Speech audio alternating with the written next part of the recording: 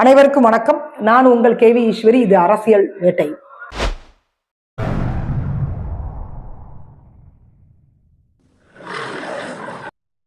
ரெண்டாயிரத்தி 21 காலகட்டத்தில் டிஎம்கே தேர்தல் பிரச்சாரத்துல கொடுத்து அந்த 550 தேர்தல் அறிக்கைகளையும் நிறைவேற்றி விட்டீங்களா அப்படின்னு நீங்க டிஎம்கே போய் கேட்டு பாருங்க. முதலமைச்சர் சட்டமன்றத்துல பேசும்போது சொல்றாங்க, எங்களால முடிஞ்ச அளவுக்கு நாங்க தேர்தல் அறிக்கைகளை நிறைவேற்றி இருக்கிறோம் அப்படின்னு சொல்லிட்டு ஒரு 20 தேர்தல் அறிக்கை கூட அவங்களால படிக்க முடியல. ஏன்னா அதற்கு மேல அவங்க நிறைவேற்றவே இல்லை. எப்படி படிப்பாங்க? முதலமைச்சர் ஒரு கணக்க சொல்லுவாங்க, அங்க இருக்கக்கூடிய அமைச்சர்கள், சட்டமன்ற உறுப்பினர்கள், தொண்டர்கள்லாம் வந்துட்டு வேற ஒரு கணக்கு சொல்லுவாங்க. மாற்றி மாற்றி அவங்க பேசிட்டு இருக்காங்க. ஆக மொத்தத்துல கொடுத்த தேர்தல் அறிக்கைகள்ல 50% கூட அவங்களால நிறைவேற்ற முடியல. ஏங்க 25% கூட நிறைவேற்ற முடியலங்க. அதுதாங்க நிதர்சனம். விலைவாசியை குறைப்பன்னு சொன்னாங்க.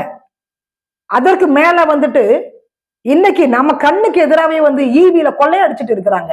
சொத்து வரி எவ்வளவு ஏறி இருக்குன்றது தெரியுமா உங்களுக்கு? இன்னைக்கு ஒரு பத்திரப்பதிவு உங்களால பண்ண முடியுமா? அந்த பத்திரப்பதிவு துறையில எவ்வளவு ஊழல் நடந்திருக்கு தெரியுங்களா? எத்தனை ஆயிரம் கோடி ஊழல் நடந்திருக்கு தெரியுங்களா? டாஸ்மாக்ல எவ்வளவு ஊழல் நடந்திருக்கு தெரியுங்களா? ஈபியை பொறுத்த வரைக்கும் என்ன சொன்னாங்க? நான் எல்லாம் 300 ரூபாய் கட்டினங்க அண்ணா திமுக ஆட்சியில. இன்னைக்கு பாத்தீங்கன்னா 1500 ரூபாய் நான் கட்டுறேன். டிஎம்கே என்ன சொன்னாங்க? 2 மாதத்துக்கு ஒரு முறை இபி ரீடிங் எடுத்துட்டு இருக்கிறோம்ல, இனி நாங்க மாதம் மாதம் எடுக்கிறோம். ஏன்னா 100 யூனிட் அப்படின்னா ஒரு கணக்கு, 100க்கு மேல போனா அந்த அமௌண்ட் அப்படி டபுள் ஆகும். 100 யூனிட், 200, 500 கமர்ஷியல் வேற, வீடுகளுக்கு பயன்படுத்தக்கூடிய இபி என்பது வேற. அப்ப இதெல்லாம் மல்டி லெவல்ல மாறும் பொழுது நமக்கு அமௌண்ட் அதிகமாக போகும். அதனால மாதம் மாதம் நாங்க ரீடிங் எடுக்கிறோம் சொன்னாங்க தானே. இன்னைக்கு வரைக்கும் எடுக்கவே இல்லைங்க. 4.5 வருஷம் 5 வருடங்கள் முடிய போகுது. இன்னைக்கு வரைக்குமே 2 மாதத்துக்கு ஒரு முறை தான் இபி ரீடிங் எடுத்துட்டு இருக்கிறாங்க.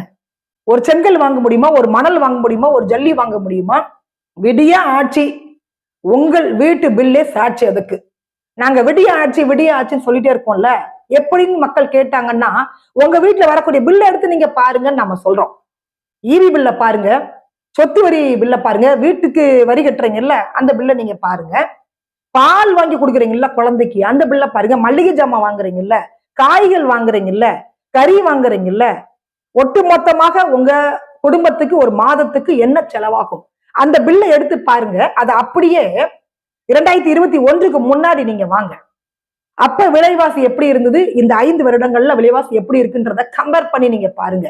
லலிதா ஜுவல்லரி ஓனர் சொன்ன மாதிரி வேற கடைகளோட கம்பேர் பண்ணுங்க அப்படி சொல்லுவார்ல, அந்த மாதிரி அண்ணா திமுக ஆட்சியோட டிஎம்கே ஆட்சி இருக்கக்கூடிய இந்த விலையேற்றத்தை நீங்க கம்பேர் பண்ணி பாருங்க. அப்ப உங்களுக்கு ரொம்ப கிளியரா தெரியும். அதனாலதான் விடிய ஆட்சி, உங்கள் வீட்டு பில்லே சாட்சி. அதுல ரொம்ப தெளிவாக அண்ணா திமுக ஒவ்வொரு பொருளுக்கும் எவ்வளவு வித்தியாசம் விலை இருக்குதுன்ற தெளிவா கொடுத்திருக்கிறாங்க. உங்களுக்கே ஷாக்கா இருக்கும். ஏன்னா நீங்களே திங்க் பண்ணிருக்க மாட்டீங்க. ஒரு குடும்பம் எடுத்துட்டீங்கன்னா அதுல 1008 பிரச்சனைகள் இருக்குது. அதுல மிக முக்கியமான ஒரு பிரச்சனை தெரியுங்களா? இந்த பொருளாதார பிரச்சனை தான். நாம எவ்வளவுதான் கட்டுக்கோப்பாக ஒரு பட்ஜெட்டை போட்டா கூட பட்ஜெட்டை தாண்டி துண்டு விழுந்துடும். அதுவும் டிஎம்கே ஆட்சி வந்துட்டாங்கன்னா வேஷ்டி சேலெல்லாம் விழுந்துடுன்னு வச்சுக்கோங்களேன். அந்த அளவுக்கு லென்த்தியா பட்டியல் போயிட்டே இருக்குது.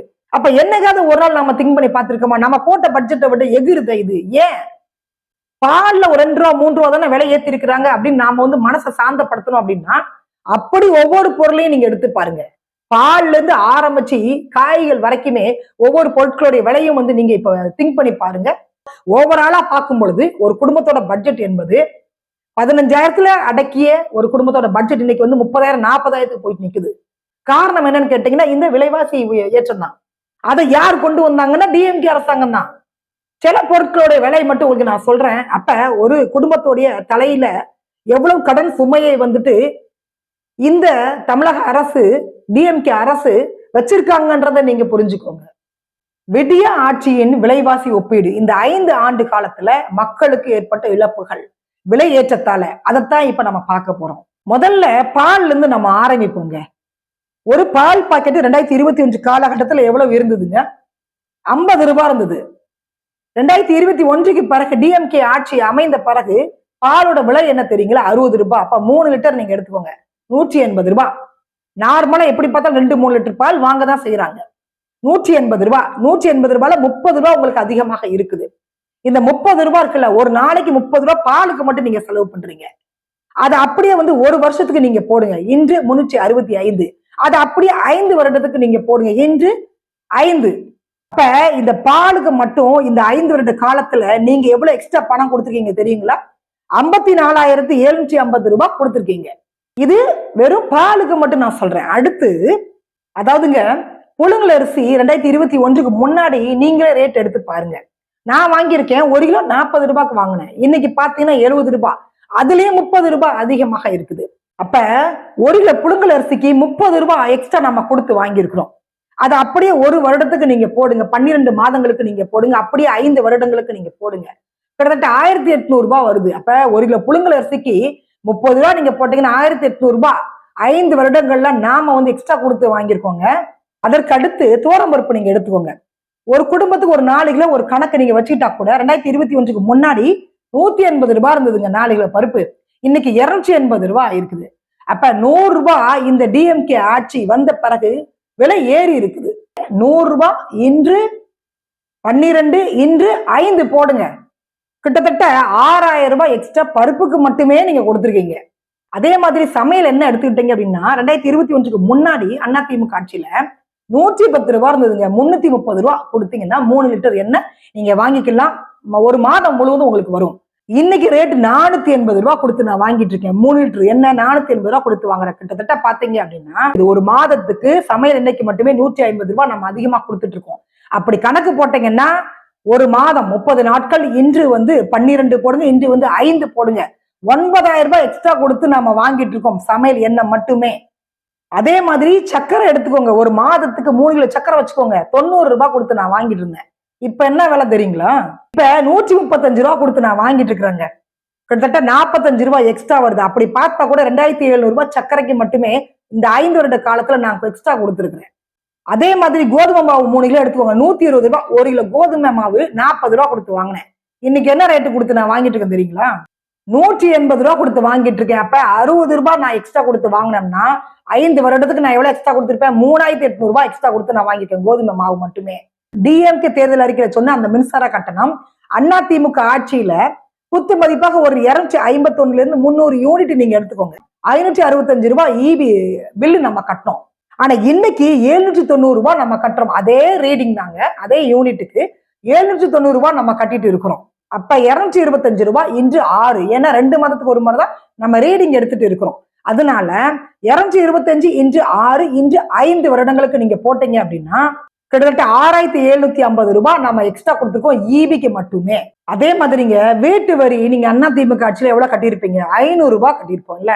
இப்ப 2500 ரூபாய் நம்ம கட்டுறோம். 6 மாதத்துக்கு ஒரு முறை 2500 ரூபாய் நம்ம கட்டுறோம்னா கிட்டத்தட்ட 2000 ரூபாய் நமக்கு எக்ஸ்ட்ரா இருக்குது. அப்ப 2000 ரூபாய் இன்று 2 போடுங்க, அதாவது 1 இயருக்கு 2 டைம் நம்ம கட்டுறோம் இல்லையா? அப்படியே 5 ஆண்டுகளுக்கு நீங்க போட்டீங்க அப்படின்னா கிட்டத்தட்ட வீட்டு வரி மட்டுமே 20000 எக்ஸ்ட்ரா கட்டியிருக்கோம். நம்ம வாட்டர் டாக்ஸ் கட்டுறோம்ல, அது எவ்வளவு கட்டணும் தெரியுங்களா? 2021க்கு முன்னாடி அதிமுக ஆட்சியில வெறும் 250 ரூபாய் நம்ம கட்டணும். ஆனா இன்னைக்கு பாத்தீங்கன்னா 1250 ரூபாய் நாம கட்டிட்டு இருக்கிறோம்.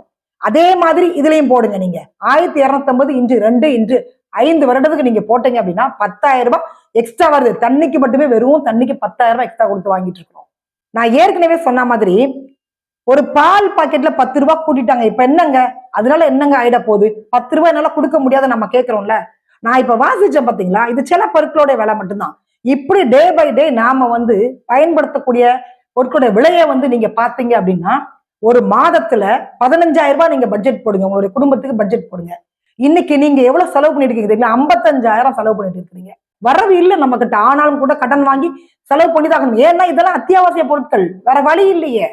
அப்ப நீங்க 5 வருஷத்துக்கு போடுங்க, 1 வருஷத்துக்கு போடுங்க, அது அப்படியே 5ஆ நீங்க போட்டீங்கன்னா கிட்டத்தட்ட 24 லட்சம் ரூபாய் கடனே நம்ம வாங்கியிருக்கோம். ஆக மொத்தத்துல நாம இந்த 5 வருடங்கள்ல 24 லட்சம் ரூபாய் ஒவ்வொரு குடும்பத்துல இருந்தும் இந்த அரசாங்கத்துக்கு நாம கொடுத்திருக்கிறோம். விலையேற்றம் என்ற பெயர்ல நம்ம கிட்ட இருந்து அவங்க கொள்ளையடிச்சிருக்கிறாங்க. அதே மாதிரி அதிமுக கொண்டு வந்த பல்வேறு திட்டங்கள் இருக்குதுங்க, நலத்திட்டங்கள் இருக்குது. மக்களுக்காகவே பார்த்து பார்த்து கொண்டு வந்தாங்க. அந்த நலத்திட்டங்களை அப்படியே நடைமுறைப்படுத்திருந்தாங்கன்னா டிஎம்கே அரசாங்கம் மக்களுக்கு இந்த அளவுக்கு சுமை இருந்திருக்காது. நிறைய மணியை சேவ் பண்ணிருக்கலாம். சில திட்டங்கள் மட்டும் உங்களுக்காக நான் சொல்றேங்க. அதுல பாத்தீங்கன்னா மாணவர்களுக்கு கொடுத்த அந்த சைக்கிள் திட்டத்தை எடுத்துக்கோங்களேன், அதுல 5000 ரூபாய் நீங்க சேவ் பண்ணிருக்கலாம். அதே மாதிரி மடிக்கணினி லேப்டாப் கொடுத்தாங்க, 20000 ரூபாய் நீங்க அதுல சேவ் பண்ணியிருந்திருக்கலாம். தாலிக்கு தங்கம் கொடுத்தாங்க, அதுல 96000 ரூபாய் நீங்க சேவ் பண்ணிருக்கலாம். இன்னைக்கெல்லாம் தங்கம் வாங்க முடியுமா? 1,50,000 ரூபாய் தாண்டி போயிட்டு இருக்குதுங்க. அதற்காகவே அதிமுக கொண்டு வந்த அற்புதமான திட்டங்கள்ல ஒண்ணுதான் அந்த தாலிக்கு தங்கம் அப்படின்ற திட்டம்.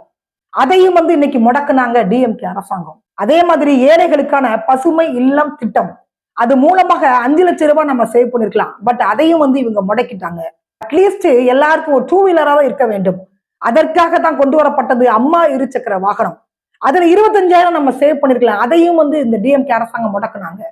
அதே மாதிரி இலவச கால்நடை திட்டம், இதெல்லாம் வேர்ல்டே திரும்பி பார்த்த ஒரு திட்டம்ங்க. 40,000 ரூபாய் நம்ம சேவ் பண்ணிருக்கலாம். அதையும் இந்த டிஎம்கே அரசாங்கம் எப்போது போல முடக்குனாங்க. அதே மாதிரி அம்மா சிமெண்ட் திட்டம் கொண்டு வந்தாங்க. 75,000 நம்ம அதுல சேவ் பண்ணிக்கலாம். இப்படி மக்களுக்காக பார்த்து பார்த்து பண்ணுனாங்க அண்ணா திமுக. அத்தனை திட்டங்களையும் வந்து டிஎம்கே அரசாங்கம் வந்து முடக்கி 24 லட்சம் ரூபாய் கடனை வந்து இன்னைக்கு ஒவ்வொரு குடும்பத்தின் மேலையும் சுமத்தி இருக்கிறாங்க. ஆக மொத்தத்துல நீங்க எப்படி கணக்கு போட்டாலும் 32,75,600 ரூபாய் நம்ம கிட்ட இருந்து வாங்கியிருக்கிறாங்க இந்த 5 வருட காலத்துல. இப்ப சில திட்டங்கள்லாம் நான் சொன்னேன்ல, இந்த திட்டங்கள் எல்லாம் வந்து டிஎம்கே அரசாங்கம் நிறைவேற்றி இருந்திருந்தாங்கன்னா நமக்கு எவ்வளவு சேவ் ஆயிருக்கும் தெரியுங்களா? ஒரு வருஷத்துல 7,61,000 ரூபாய் சேவ் ஆயிருக்கும். 2021க்கு பிறகு டிஎம்கே அரசாங்கம் வந்த பிறகு மக்களுடைய வாழ்வாதாரம் எப்படி இருக்குன்றத ரொம்ப கிளியரா நான் உங்களுக்கு நான் இப்ப கொடுத்திருக்கிறேன். நாங்க எந்த கொம்பனும் குறை சொல்ல முடியாத ஆட்சியை பண்ணிட்டேன்னு சொல்லிட்டு இருக்காங்கல்ல, அந்த விடிய ஆட்சிக்கு சாட்சி என்ன தெரியுங்களா? உங்க வீட்டுல வரக்கூடிய அந்த பில்லு தான் சாட்சி.